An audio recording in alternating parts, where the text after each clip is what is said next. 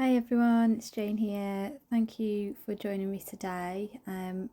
I've got something a little bit different for me in that I am colouring with pencils today instead of my usual trusty Copic markers. So I thought I would share this video with you, coming at it as a complete beginner, having only really coloured a handful of images before. I thought I would share what I had learned so far about using colour pencils. So I hope you found this video helpful, but also if you have any tips or tricks of your own that you've learnt about colouring with pencils instead of markers, then please feel free to share them because I will be all ears. The image that I'm colouring today is from Rochelle and Miller, and it's a digital stamp called Swinging Friends Girls. If you're new to digital stamps, then I have done a short reel over on my Instagram page, Card Days Night, showing you basically how to navigate Rochelle's website, how to select and order an image and to download it onto your phone and then print it out ready for colouring. So if you think that would be helpful, pop over to my Instagram and check that out. So for the colouring today, I'm using Arteza coloured pencils. I bought the set of 72 coloured pencils, the Expert tin, when they had a deal on Amazon Prime. So I decided to take the plunge, invest in the 72 colours, and actually I really like them. And I think probably the best tip that I could give you is to swatch the pencils, because the colour of the actual pencil, the body of the pencil, doesn't necessarily reflect how it turns out on the page, and even actually looking at the tip of the pencil doesn't necessarily equate to what it looks like when it goes down on paper. So I spent a little while swatching all of them out, and I'm really pleased that I did, because that really helped me choose the right colours. And you might notice here that I am colouring from lightest to darkest, which again is completely new for me, because as a Copic colourer, usually I start with my darkest shade and blend into the lightest. But what I've found with the colour pencils is that doesn't really work for me. So I have started by putting down a really light layer of the lightest colour that I want.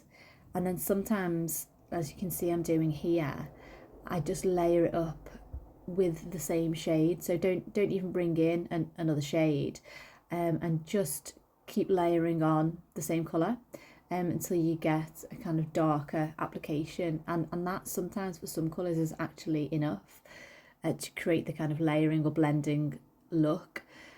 Sometimes it's not enough. So with that blue, I ended up bringing in a darker colour and a more navy shade to put in the areas where there'd be shadows, because I just wasn't getting that intense look that I wanted from the lighter pencil. I will list down below all of the colours that I've used in this image, in case that's helpful. The one exception to going from light to dark that I found when colouring this image was when I did the hair, and then I did actually prefer to start with the darker shade. I think that's because I coloured the hair in a slightly different way, because I'm trying to get that hair look with individual strands of hair. I coloured it more like I would with markers and flicked the colour outwards. So I wasn't trying to achieve as much of a kind of subtle blend as I would in other areas.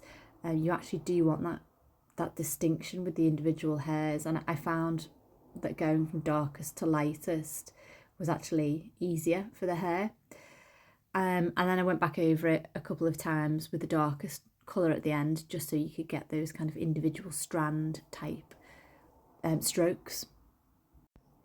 Another thing that I found quite helpful is to make sure that I keep my pencils sharp, but I'm not colouring with the real tip of the pencil. As you can see, I'm using the side of the pencil, because I found that gave the smoothest, most kind of even coverage, rather than it looking streaky. But then when it comes to doing details like the boots here, where I wanted to create the little fold above the line of the foot, then I would use the tip of the pencil just to get that sharper and darker colour going on. Here I'm just using a bit of grey to make some shadow on the white areas, which was quite effective rather than going for a darker shade of the green in such a small area.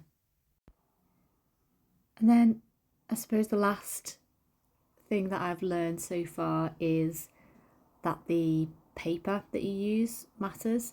So I'm using Transtype Perfect colouring paper, which is a great one for alcohol markers, but it's also quite bright white and very smooth, which I found worked really well with the coloured pencils.